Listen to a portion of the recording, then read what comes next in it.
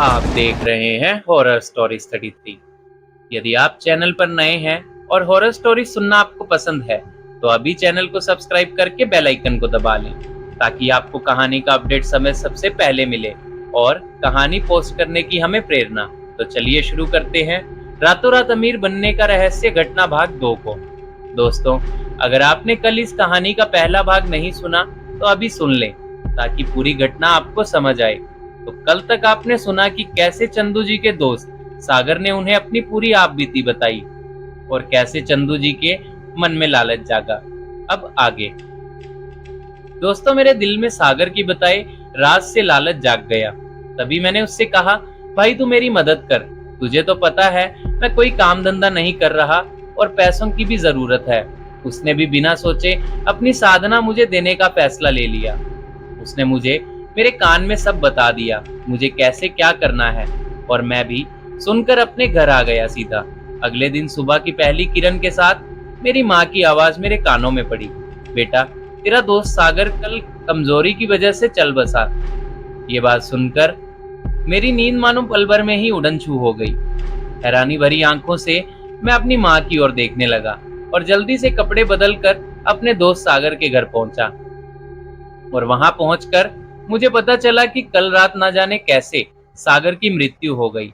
आंखों में आंसू लिए मैं चुपचाप अपने घर आ गया, क्योंकि लोगों को ये महज मृत्यु लग रही थी, पर मैं जानता था कि उसकी मौत की वजह वही पिशाचनी ही है। और अब मेरे दिल में भी डर सा बैठ गया कि उसका अंजाम ऐसा हुआ है तो क्या ये वो, ना जाने कैसे कैसे सवाल बार बार मेरे दिल में जानने लगे।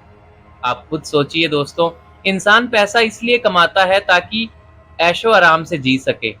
बस इसलिए मैं भी सोचों में पड़ गया और 2 दिन तक अपने घर कमरे में ही बैठा रहा।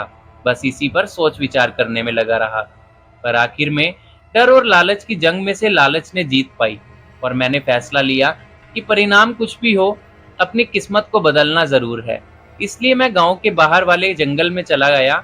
और मैं आप सबको एक बार बता दूं कि सागर ने मेरे कान में बताया था कि मुझे 30 दिन तक ना तो स्नान करना है और ना ही ब्रश, मतलब अपने शरीर को साफ नहीं करना। वो जितना हो सके उसको उतना ही गंदा रहना है और जंगल में रात के पहर में ऐसी जगह पर जाना है जहां कोई आता जाता ना हो, और 30 दिन तक एक गोल धारा बना के उसमें बैठना है आग जलाकर, और पानी की जगह गंदा पानी पीना है। मतलब इस तरह की बातों का ध्यान रखना था और मैंने वैसा किया। मैं जंगल में गया रात के पहर में बिना किसी की नजर में आए, और जंगल के बिल्कुल बीचों बीच में आकर मैंने एक गोल धारा बनाया, उसमें आग जलाई और बिना कपड़ों के गले में माला पहनकर वहां बैठ गया और सागर द्वारा बताए गए मंत्र का उच्चारण करने लगा। पर अभी पहले दिन था इसलिए मुझे कुछ भी एहसास नहीं हुआ। मैं रोज वही उसी जगह पर ठीक रात 1 के 11 बजे मंत्र पढ़ता और वही पानी और वही सब करता। मेरे बाल और दाढ़ी सब बहुत बढ़ने लगे और 28वें दिन मेरे कानों में एक हल्की सी आवाज आई मंत्रों के दौरान। वो आवाज बहुत मीठी सी थी। चंदू, तुमने मुझे बुलाया, लो मैं चली आई। वो आवाज सुनकर तो मेरे रोंगटे और कान दोनों खड़े हो गए, पर मैंने आंखें नहीं खोली और वैसे ही बैठा रहा। तभी मुझे एहसास हुआ कोई मेरे गोद में आकर बैठा है और तभी आवाज आई, चंदू, मैं तुमसे प्रसन्न हुई, अपनी आंखें खोलो। मैंने आंखें खोली और अपने गले में पड़ी वो माला उसके गले में डाल दी, और उसने भी वैसे ही किया, अपने गले की माला मेरे गले में डाल दी और मुझसे बोली, आज से मैं तुम्हारी और तुम मेरे। ऐसा बोलकर उसने मुझे गले लगाया और हाथ पकड़कर चलने लगी।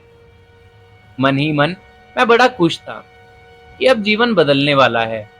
मैंने भी सागर की तरह ही किया। मैं उसे लेकर शहर गया और जैसे जैसे वो बताती गई मैं करता गया, और रातों रात मैंने इतना पैसा कमा लिया कि मानो मैं खुद को दुनिया का सबसे ताकतवर इंसान समझने लगा। वो कहते हैं ना, पैसों का घमंड अच्छे अच्छे में आकर ला देता है। और कुछ वैसा ही मेरे साथ भी हुआ। मैं 10 दिन तक शहर में रहा और अलग अलग जगहों से मैंने इतना पैसा कमाया, मैं आप सबको बता दूं। कभी वो महिला मुझे किसी अमीर आदमी के घर भेज देती और उसका भविष्य बता के उनसे ढेरों इनाम मुझे दिलवाती, तो कभी किसी जगह का बता के कि वहां सोना गड़ा है, निकाल लाओ। मैं बस बता रहा, पर हर रात उसका वो वैशीपन जो मेरे साथ संभोग करता, मैं कितना भी क्या भी खा लूं या कुछ भी कर लूं, उसकी प्यास कभी ठंडी ना होती। अंत में मैं ही थक कर हार मान लेता। धीरे धीरे मैं अमीर तो हो रहा था, मगर पैसों के साथ साथ ये दुख दर्द भी बहुत अब आने लगा, कमजोरी भी। फिर जब मैं अपने घर पहुंचा एक नई और लंबी कार से, तो मेरी माँ मुझे देखकर मुझसे बोली कि ये इतना कमजोर कैसे हो गया रे तू, और ये इतना पैसा कहाँ से आया। दोस्तों, वो कहते हैं ना, एक माँ की ममता अपने बच्चों को कभी बुरे नहीं होने देती। वैसा ही कुछ मेरी माँ ने भी किया। मेरी कमजोरी देख मेरी माँ को समझने में देर नहीं लगी, इसलिए माँ अगले दिन सुबह मुझे घर से सीधा गांव के ज्ञानी बाबा के पास ले आई। और बाबा ने कहा, तुम्हारा लड़का बहुत बड़े संकट में है।